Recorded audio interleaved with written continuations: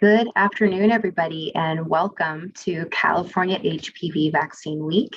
My name is Margot Stack-Babbage, and I'm going to help host and moderate today's dialogue with you all today. Thank you so much for being with us during this incredibly important Awareness Week. I'd like to start today by just recognizing our title, our formal title, which is Adolescent HPV Vaccination in California. Where do we go from here? The where do we go from here is important because I think many of us on this call are familiar with challenges to HPV vaccination over time since its launch really in 2006.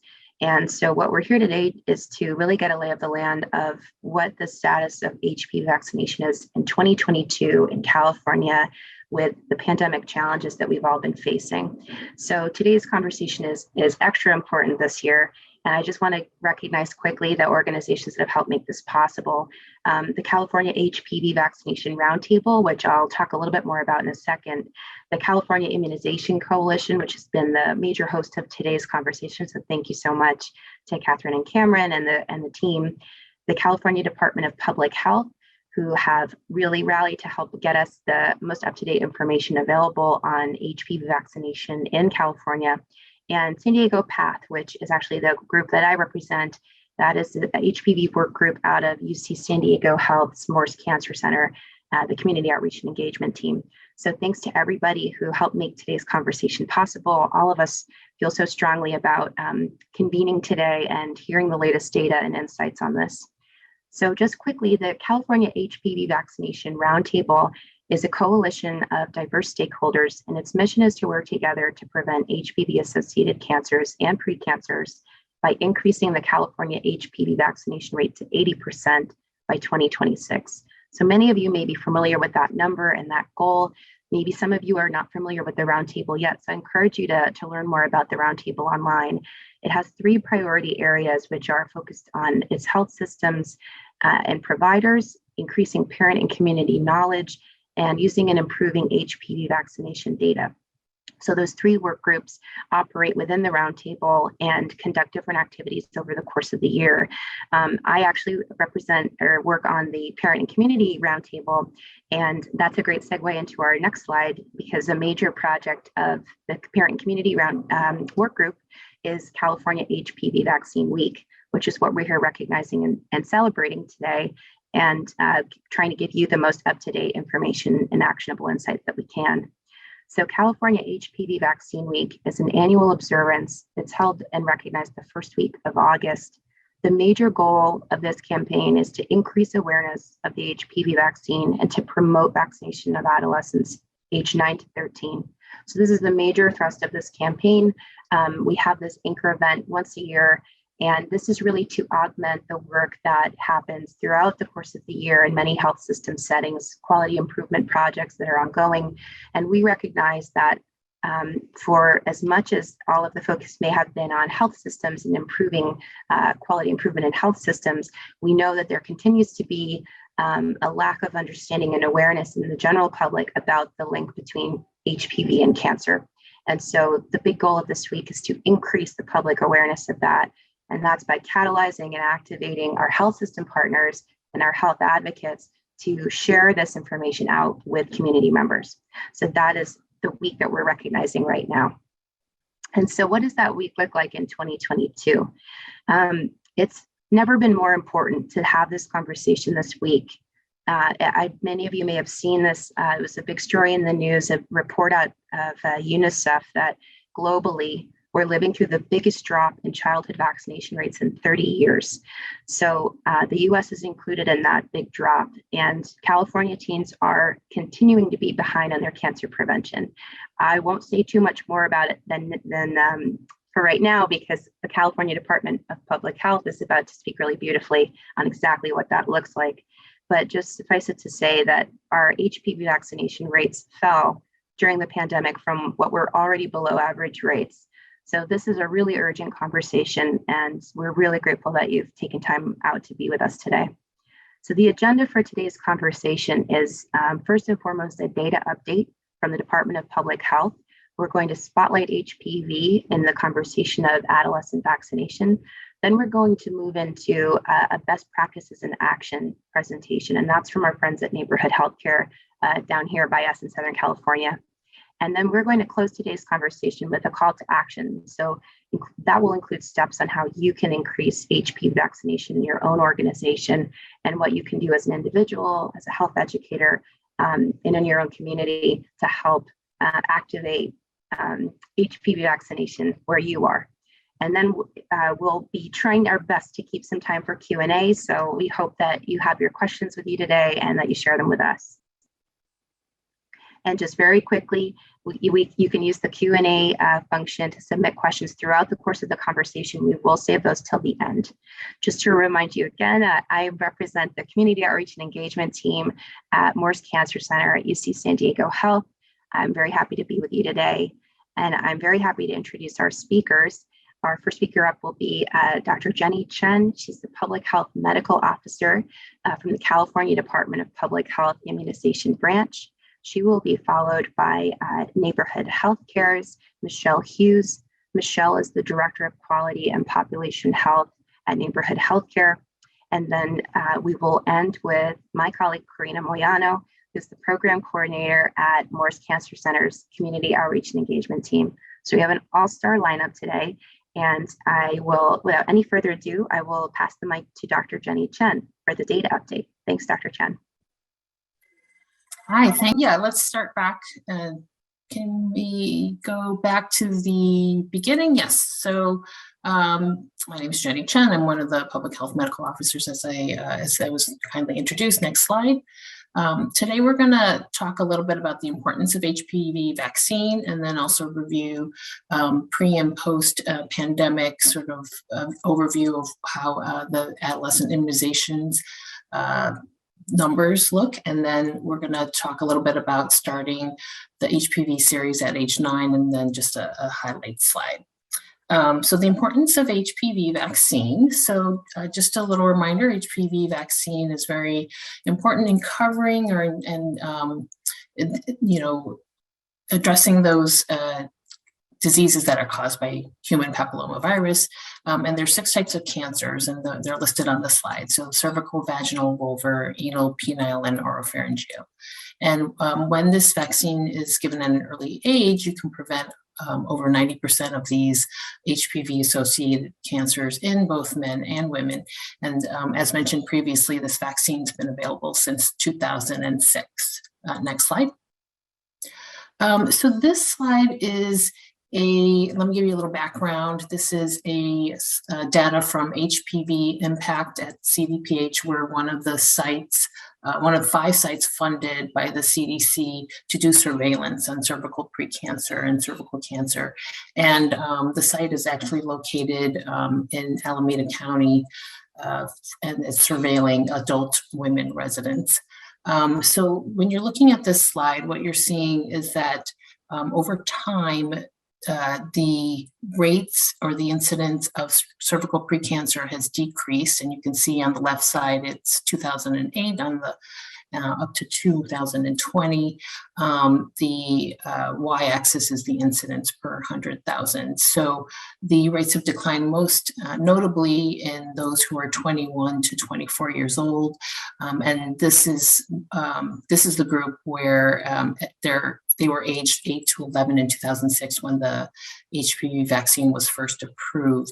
One corollary to this data is that there is not information on those younger than 21, as cancer screening is not recommended until the age 21, the cervical cancer screening. And then the other thing to keep in mind is that some of the screening guidelines have changed, and there's less frequency of HPV screening. It's spread out now to 3 to 5 years, depending on the patient. So when we're looking at this, we just want to keep in mind that with the effects of HPV vaccine, we're hoping that post-pandemic, this is pre-pandemic data, that post-pandemic, the rates do not start climbing up, as I'll review the effects of the pandemic on immunization. Next slide. So now we're just going to review the pre and post. Yeah. So the first slide here is just a table showing pre-pandemic the estimated vaccine coverages for adolescents. And these are 13 to 17-year-olds. And this is using National Immunization Survey Teen. This survey is, there's some limitations to the data when you're looking at this slide. This is a telephone survey of parents of this age group. The estimates are based on provider-reported vaccination histories. And one last thing to keep in mind is that the vaccination data collected was for those who are at least 13 years old. So it doesn't, for HPV, we are hoping to vaccinate earlier than that. So it's a little bit of a historical information. So the first row is US 2020 national estimated percentages, and across the row you can see that there's spreader rates of females getting at least one HPV vaccine. Being up to date is having at least two or three doses, depending on when you first got your vaccine, then that rate drops. In males, the rates are pretty comparable for at least getting one HPV vaccine, although the rate is lower for getting the follow-up vaccines. And we're comparing those to getting a Tdap, a tetanus shot, or a meningococcal, and those rates are lower than getting those vaccines that are required, which is Tdap and even meningococcal. Parents seem to be more willing to give their children meningococcal vaccine. Then the second line is the California rates in 2020. And you can see that California does pretty well in getting at least that first shot in, and even a little bit better than the US rates for completing the HPV vaccine in women or in females. And then the rates are comparable in males for the first dose and completing the series. Again, though, these rates are lower than getting the Tdap, which is required by California law to attend public school, and even lower than the meningococcal. And on the very right there, you can see that there's a 63% HPV up-to-date combined rate there that's averaged out for males and females. Okay, so just keeping in mind, I think that this is also data of, just remembering that this is also data of 13 to 17-year-olds. So we're still hoping to find out rates a little bit for the younger group and starting at an earlier age. Okay, next slide. So what has happened with routine immunization? So this is some summary points about what has happened. So large drops in routine immunization during the early months of the pandemic. There's the biggest gaps are in adolescent immunization. The lowest gaps are in children who are under 2. So babies and infants were able to kind of catch up and get their vaccines despite the gap in the initial early stages of the pandemic. There are gaps in immunizations persisting, and despite guidance to allow co-administration of COVID-19 vaccine with other vaccines, it's not happening frequently. People may be bringing in their kids for COVID vaccine, but a lot of times they may be sort of max vax sites, so they're not, the other vaccines may not be even offered. Pharmacies are playing a large role in administering adult flu and COVID vaccines, but they have a limited role in providing pediatric vaccines, especially for the youngest ones, but they still can for teenagers. But okay, next. So this is kind of a slide just to talk about the data that I'm going to be talking about in the next few slides. And we're going to be using California Immunization Registry data. And there are some limitations to this registry. The data is from 50 out of the 58 counties of the state of California. It's mandatory only for pharmacies and dentists, although and not all providers are entering their immunization data into CARES, and about 2/3 of the Vaccine for Children sites are reporting to CARE.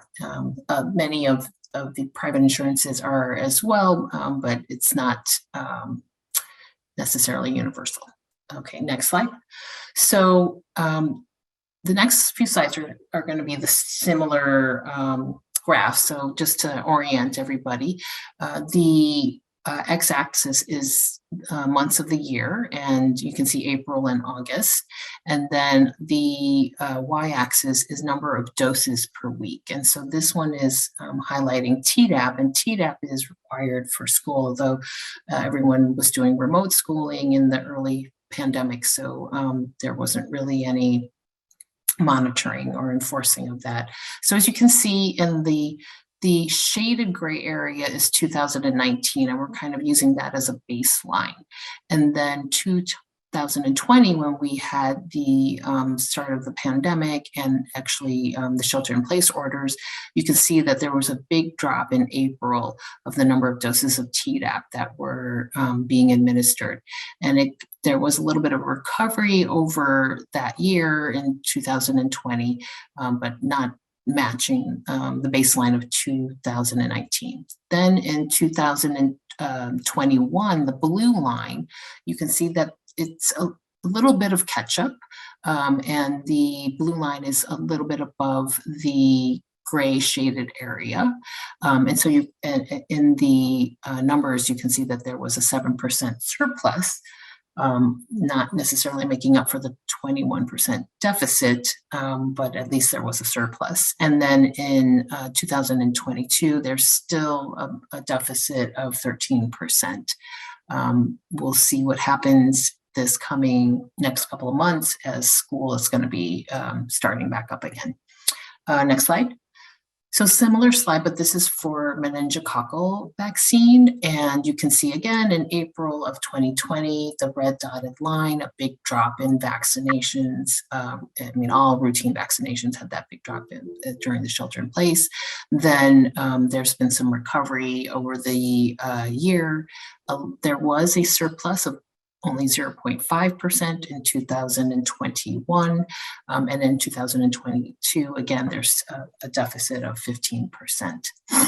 Next slide. So this is the last slide, similar slide, but this is highlighting HPV. And again, you see that there was in 2020, there was a 20% deficit in the number of doses that were administered. In 2021, there wasn't really any surplus or recovery. In fact, there was a 3% deficit. And in 2022, there's again a deficit of 21%. So there's a big gap there and likely need for a lot of catch up. So it seems to be larger than that for Tdap and that for meningococcal. Okay, next slide. The last slide is of this section is just talking a little bit about wellness visits and how the pandemic affect wellness visits. And the reason to review this slide is, wellness visits are when children tend to get their routine vaccines, and including HPV. So let me just orient you to this slide. So this is using national data, and this study used data from a private health insurer to compare cumulative percent change for wellness visits during the pandemic, and then versus a 3-year baseline that they had calculated. So the bottom x-axis is the dates from mid-March to about mid-February, about 1 year, and then the y-axis is actually percent change, and all of the lines are actually in the negative, so zeros at the top there. So you can see that the biggest drop was actually in the brown line, which is adults, but there is a little bit of recovery over time.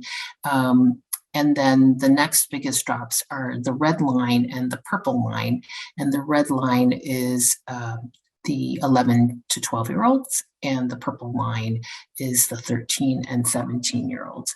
And so it's, as you can see, there's not been as much of a recovery in terms of going and getting your wellness visits. In fact, there's still deficits. So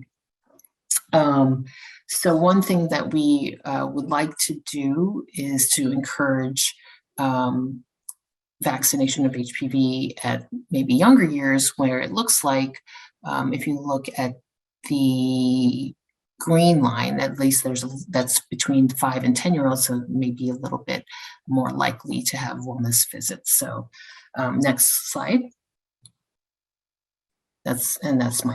I spoke during my, yeah, so then the next slide. So the American Cancer Society and the American Academy of Pediatrics are recommending starting the HPV vaccine series at age 9. And this is also supported by the CDC and the ACIP, or the Advisory Committee on Immunization Practices. Next slide. So what are the advantages of starting vaccination at age 9? So there was a survey done of primary care professionals, and some of the perceived advantages are that, first of all, you can get protection against HPV before the exposure. It's more likely that the adolescent is going to complete the series, and you can see the bottom figure shows, like, if you give the HPV first dose at the 9-year-old, and then they don't come back till their 10-year-old visit, then you can give the second dose at HPV at 10, and you only need 2 doses if they start the series under 15 years old. And then they can get the Tdap and the meningococcal at the 11-year-old. And so then there's fewer vaccines at the 11-year-old visit. And it may preempt parental concerns about sexual activity. Next slide. One of the interesting things that we have been able to look at is at the state is data on how many California providers are starting to provide HPV vaccine at age 9. And so you can see over time it's been slowly going up. It's 2018 it was 2%, and in 2021 we're up to 6%. So we'd like to get that up higher as over time. And this is again using CARES data. Last slide is just some resources for y'all. I think you'll get copies of the slides, and these are very helpful resources to providers and clinicians about how to provide their patients with HPV vaccine. I think that's it. Thank you very much. I'm handing it off to Michelle Hughes.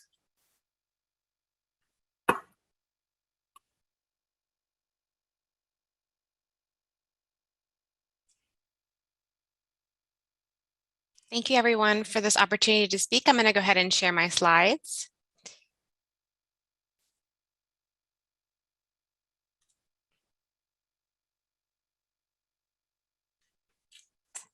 Okay, so I am from Neighborhood Healthcare. I'm a pharmacist by training, but for the last 2.5 years have learned how to be a quality improvement professional. And I have a great team. We have grown from 5 employees to 25 over the course of 2.5 years. So there's a lot of emphasis and growth and support for quality in our organization, which is really exciting. And so there's a lot of opportunity for improvement in various initiatives, including HPV vaccination rates. Just a little bit about Neighborhood Healthcare. We are a federally qualified health center with level 3 patient-centered medical home recognition.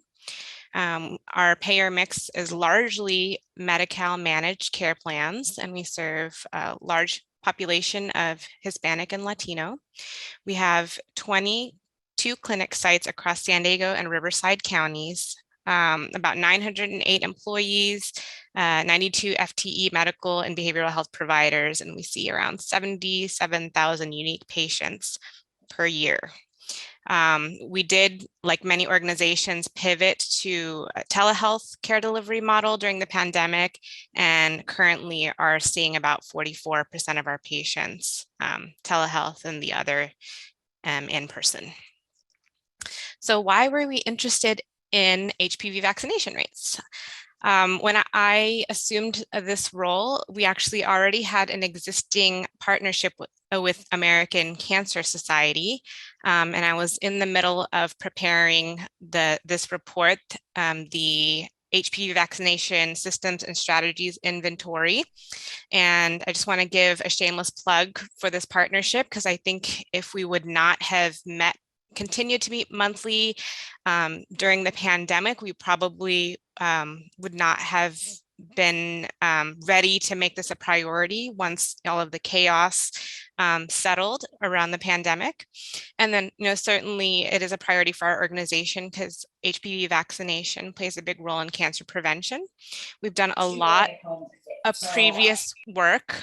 We've done a lot of previous work on colorectal cancer screening, as well as cervical cancer screening, and it just seemed very fit to also roll in HPV vaccine into our cancer prevention strategies.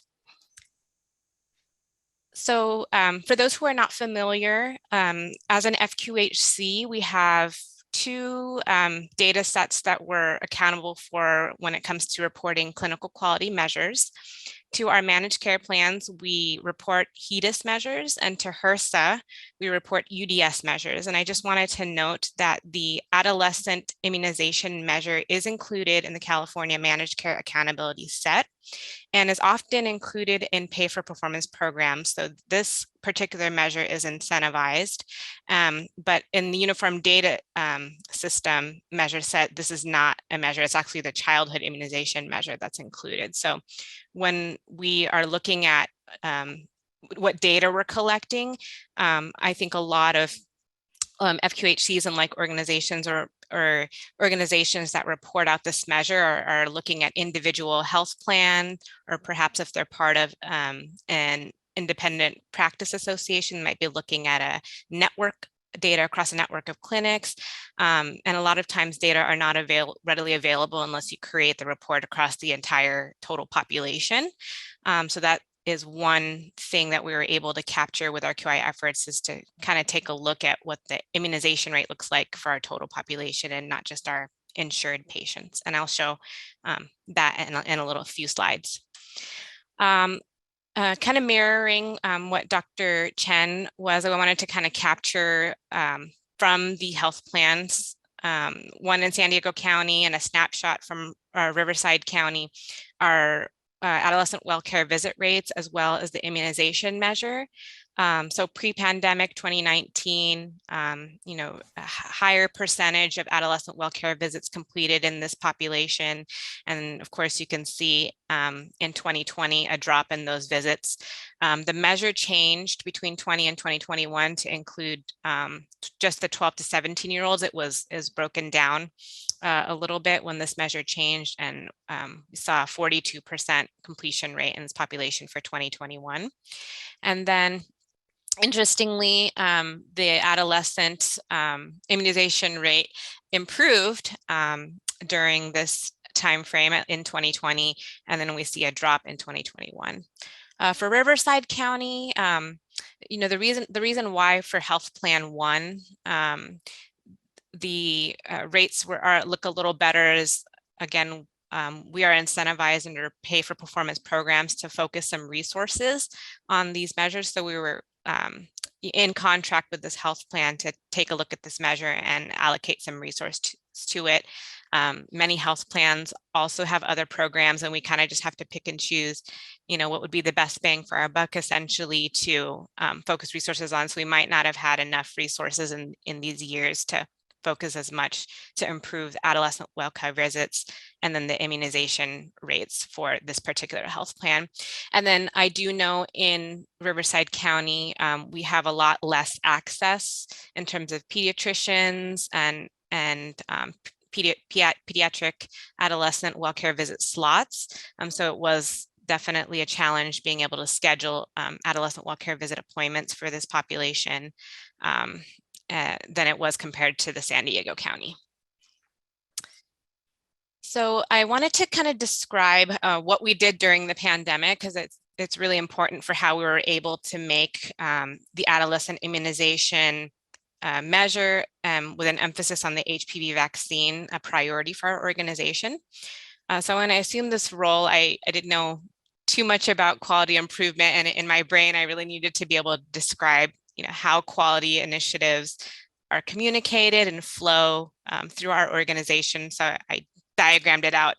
There's a lot here, but the idea is that all levels are involved within our organization, including our board of directors and our C-suite. But the key bodies that really set the priorities and make decisions are our quality committees. So we have a clinical quality committee and an administrative quality committee. The clinical quality committee is a group of clinicians that take a look at all of our clinical measures. We look at our historical performance and our data. We look at current clinical practice guidelines and make decisions on whether we should change practice or focus some resources on improving clinical measures. And then we have an administrative committee that is more operations based and helps kind of drive the message down to our different regions. Again, we have 22 sites to communicate the message to, and it kind of filters then down to the site level. I have quality kind of listed over here on the right because we are a centralized department, and one of the main responsibilities that we have under the quality department is outreach. And so our outreach team, they're called Better Health Specialists, and they focus on all population for the focus measures that we have set for the calendar year priority. So as I mentioned previously, the way we set priorities for our organization is to look at our historical performance. We take a look at all of our Medi-Cal health plan data. We consult with our clinical committee and ask, is this important to us? We take a look at how big the gap is in the population, and is it feasible to achieve improvement with the resources that we have? We also wanted to be inclusive, so including our chronic disease management, pediatrics measure, women's health, behavioral health, and dental, and then ensuring that what we're focusing on is in alignment with our strategic plan.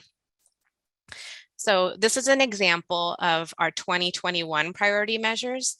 And what we did was a crosswalk. So we looked at all of our HEDIS health plans, what were they focusing on, incentives on. We looked at our UDS measures, and then we also looked at one of our independent practice associations. So it's a consortium of 9 health centers that are assuming risk for a population. And they account for 95% of our Medi-Cal lives. So whatever they're focusing on, we also want to align it across all 3 of these priorities. So these are the measures we chose for 2021. We looked at basically which measures were we struggling on the most, and let's go ahead and dedicate a quarter of each year getting the entire organization focused on process improvement, awareness, and getting them mobilized around improving these measures. So for 2021, we focused on retinal screenings. We did some work on childhood immunizations and then cervical cancer screenings. So then this ties into how we also set priorities for 2022. And this went to the clinical committee, and it was decided because we had a nice improvement in our childhood immunization measure, we swapped out for 2022 childhood immunizations to the adolescent immunizations. And then we swapped out our SDOH screenings to colorectal cancer screenings. And we focused Q2 on colorectal, and Q3, which we are currently in, so this is timely, we are doing a quarterly campaign around adolescent immunizations, and I can describe what that looks like in a few slides. And then for Q4 this year, we're going to focus on diabetes. So how did we set our goals? We gathered baseline data. So as I said previously, we only had data that was provided to us from health plans. So we had to create a report on our adolescent immunization population for calendar year 2021. We had a denominator of 890 eligible patients, and our immunization rate was 27.98%. What I did was I looked at our Medi-Cal high performance level benchmark, and we wanted to kind of shoot aggressively to try to get our immunization rates by the end of this year up to 44%. So I just divided that by 4, and on a quarterly basis, we set these incremental goals and try to meet each of these thresholds on a quarterly basis. So the expectation for this quarter is to get to 40.71%, and we can kind of change these into SMART goals and say that we want to increase the immunization rate by at least 4.25% each quarter. What I have not described here in detail is that we have employee incentives tied to each of these quarterly campaigns and measures. So if the organization achieves these quarterly goals across the focus measures that I described in the previous slide, everyone in the organization gets a little quality bonus. So try to, again, get the entire organization mobilized around one goal. And then if we meet these goals, then everyone gets a bonus. And I think that makes people happy to see that they are rewarded for their efforts. How did we communicate these goals? So certainly our executive committee approves what our quality plan is for the year. And then we update our policy and procedure around the employee incentive plan and quality improvement plan every year. Then it goes to our clinical committee for approval. And from there, it's really crucial that the message then gets down to our sites. So we have site manager and operations meetings that this information is delivered at. I provide a quarterly clinician update for our providers. And then one of our quality staff also does site visits. So goes out to all of the primary care and pediatric site to just do a check-in. Do you know what our quarterly goal is for this quarter? We share numbers on our in-reach rates, our outreach rates, and what our goals are for the quarter.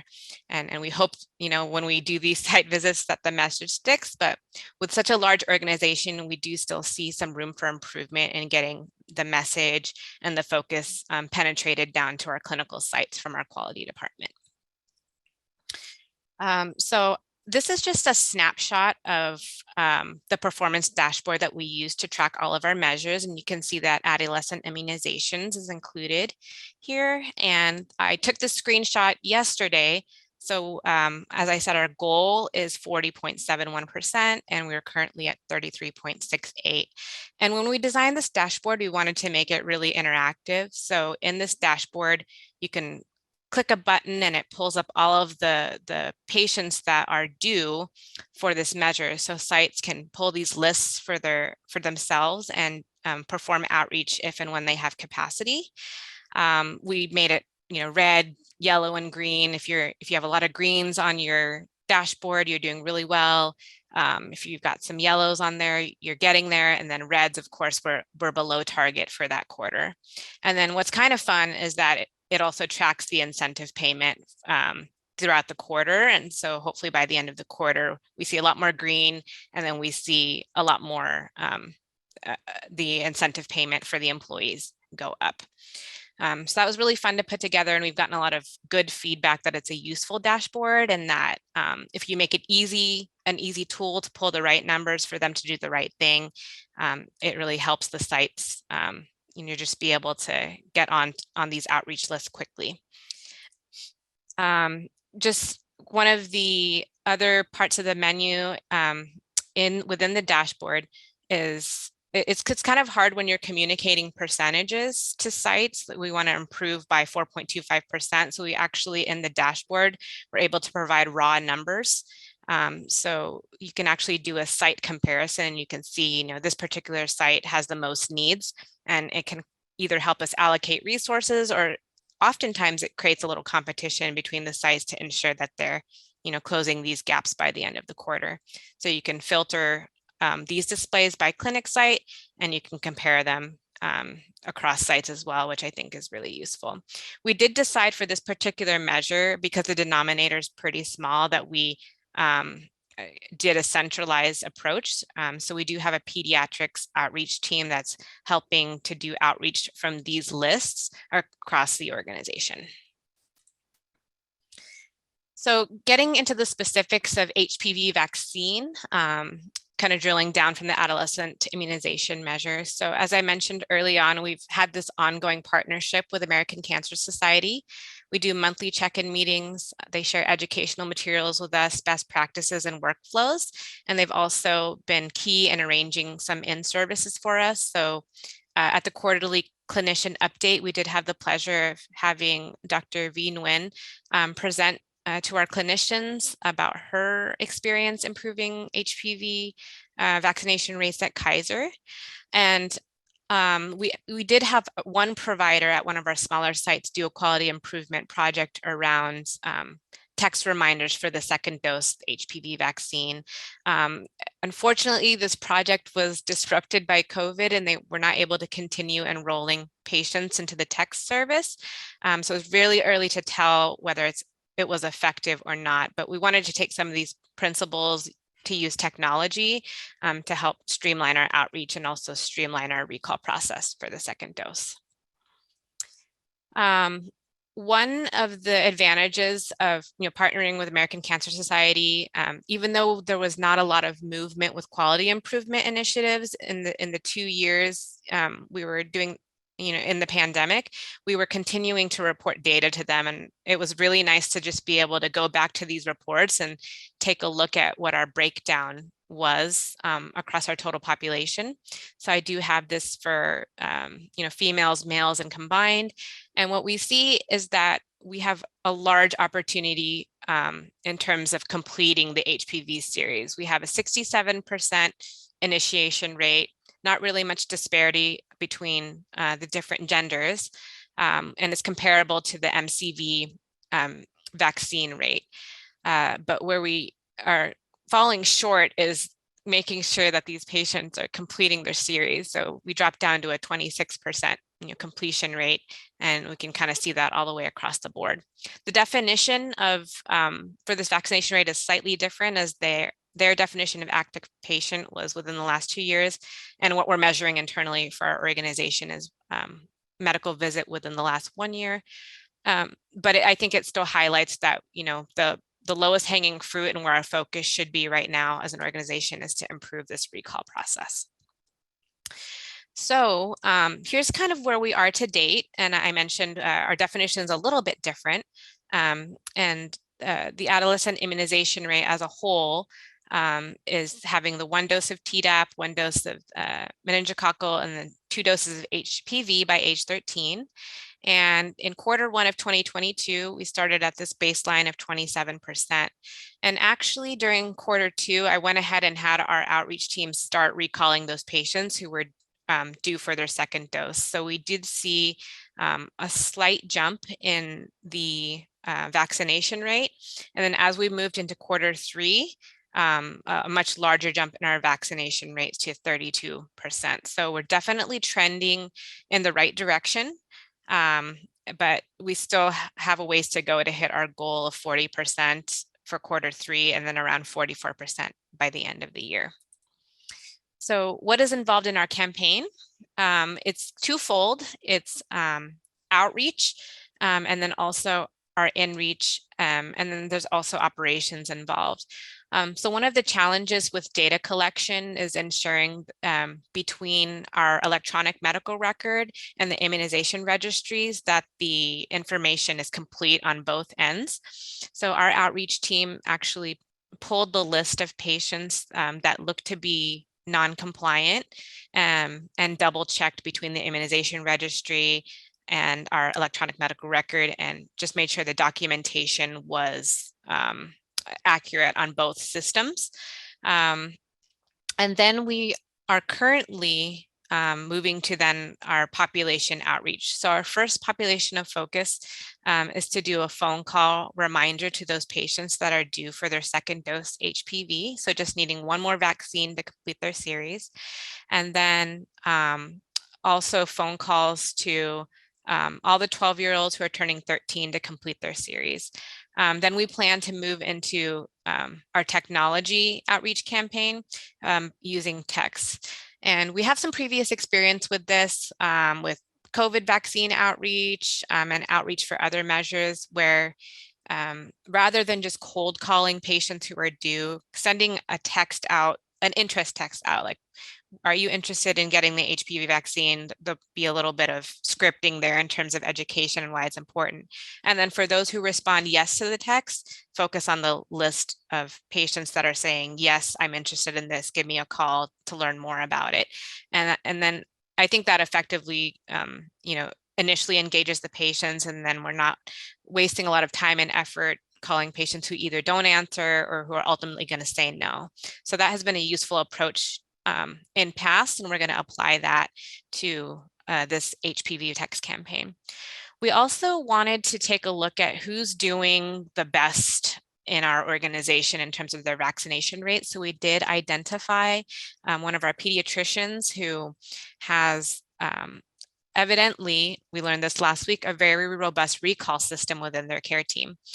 So we did what we call a Gamba walk, a go and see. We had one of our quality team members go and shadow this care team to see what they were doing. And we found out that they actually create notes and reminder alerts in the electronic medical record to let them know that the patient's due. They actually time it for 1 year. So it coincides with their 1 year follow-up. And then it seems to be working in terms of their workflow. So we're going to explore whether that is a practice we can spread across our organization and building a better recall system for HPV2. And then certainly on the administrative end, we're going to continue our monthly check-ins with ACS to collaborate on any opportunities we have to educate our patients, our staff, and then consult on any workflows that come out of this campaign. So future opportunities, definitely education is a huge need for providers, staff, and adolescents. But as I've described here, we have some low-hanging fruit in terms of making sure our patients complete their second dose of HPV. And then I do still think that our access to adolescent well-care visits is limited in certain areas of our organization. So we have begun discussions of creating adolescent physical exam clinics and just creating more access for patients to come in and complete their well care visits. And then along with that, they would get their vaccines. So that is all I have to share. Sounds like we'll be doing questions at the end of the session. So I'm going to pass this off to Karina. Thank you. Thank you so much. So I'm going to take these last couple minutes to review some resources and a call to action for everyone. If you have questions from the previous presentations, please start thinking about those and putting them in the Q&A. So we're ready to go and I'm done here. Let's go to the next slide. So a lot of what Michelle talked about, all those steps in her quality improvement process can be found in this guide called Steps for Increasing HPV Vaccination in Practice. So assembling a team, her QI team, whoever that might be, an HPV vaccine champion, making a plan, what's the strategy, how you're going to engage and prep the staff. She mentioned in-services that were done with help from ACS, and then going forward and getting those patients vaccinated. And I'm going to prompt Margot to put some links in the chat. And yes, you'll be getting these slides and all these links will be in there as well. Next slide. So just a little bit more specific for each one, you can find tools for practice. There's resources on QI, links, vaccine refusal forms. So it just depends on where you are in that process. There is a lot to share. So I highly suggest going to these different steps. In that toolkit, the steps guide, there are links to each one of these phases, and it'll kind of go hand in hand with each step. And I'll show you on the next slide what that looks like. For example, on step 1, these are the types of resources that are available to you. It's kind of a clearinghouse from all different types of organizations. Okay, and then the next slide, thank you. Another really wonderful resource is this Clinician and Health System Action Guide. So there's 4 different ones, and there's ones, they are depending on the different roles. So if you are an MD, a nurse practitioner, a physician assistant, there's one. And what's nice about these is it's catered to each role and what can be done in the office specific to that person. There's one for MAs and nurses, there's one for dental providers, There's one for the office staff, and then there's specific ones for large health systems and private practice, which are really great. So all these resources sort of link back to each other. So take a look and see what's helpful. But I really like these because they're very specific to somebody's role and can give really tangible action items that can be done within the clinic. Thanks, Margot. And those the links to some of those resources. The next slide. So this is going to be a lot of resources for parents. These can all be found on the National HPV Vaccination Roundtable. But again, you'll get these slides and you'll be able to click on all of those links. So there's just a lot of information that can be found there and tailored to the needs that you have. And on the following slide is similar, but resources for providers and clinicians. So all the things that are available there. So hopefully this is just a helpful clearinghouse of everything in one place for you. And I think that's it. We wanted to leave everyone with a thought.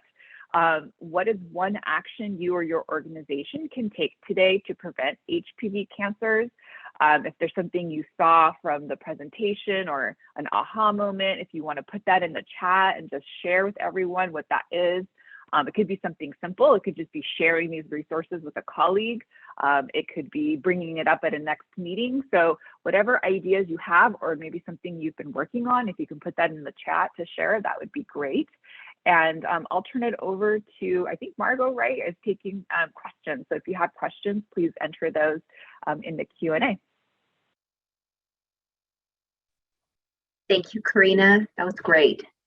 And I'm just looking through the Q&A now. I know that throughout, there have been a couple of questions during the course of our conversation, and I know that they've been answered by our awesome panel during. So if you have any now, just want to make sure we give it another moment. We do have some time. If you've been thinking through a question you'd like to pop into the Q&A. And we do have the resources, all of the resources that Karina just described in the chat as well, which are really excellent.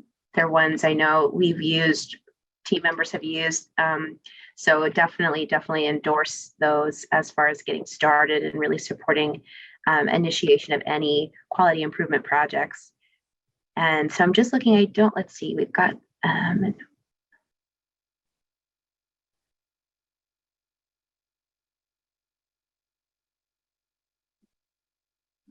don't see a new question yet.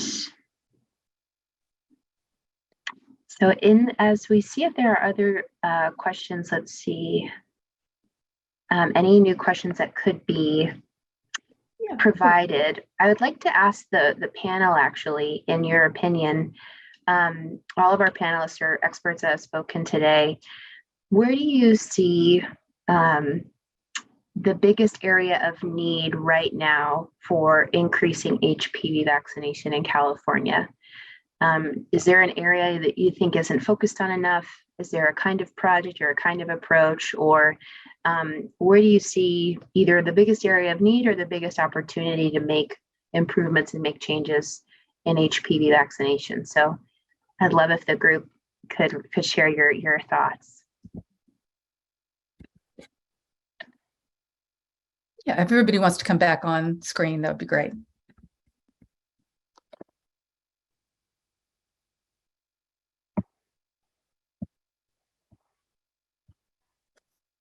So I can go ahead and take that answer. I mean, I think what I described today is a lot more operational in terms of just making sure we have a reminder system in place to complete that second dose. But in order to actually get that initiation rate up, it is going to require, I think, better education of the parents, because I think there is still quite a bit of vaccine hesitancy.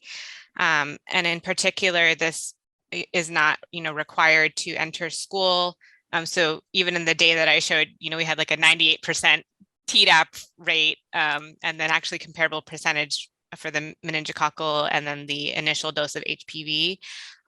So that I think that demonstrates to me, if it's not required, it gives a lot of more freedom for parents to refuse the vaccine. So I think that is an area.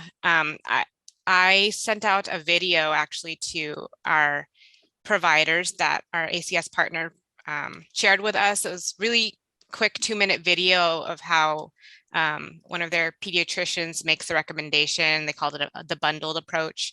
So I think making sure that our providers understand how to do a bundled recommendation and spread that practice out would be helpful in improving our rates personally and at neighborhood healthcare. That's awesome, Michelle. Thank you. And Margot, there's that one question that I believe Jane's going to cover around the registry access. Yes. So Jane, we have a question in the chat, and Jane, it'd be great if you would like to respond, but we've had a question wondering about those that still do not have access to care or use healthy futures. Will they be included in data collection?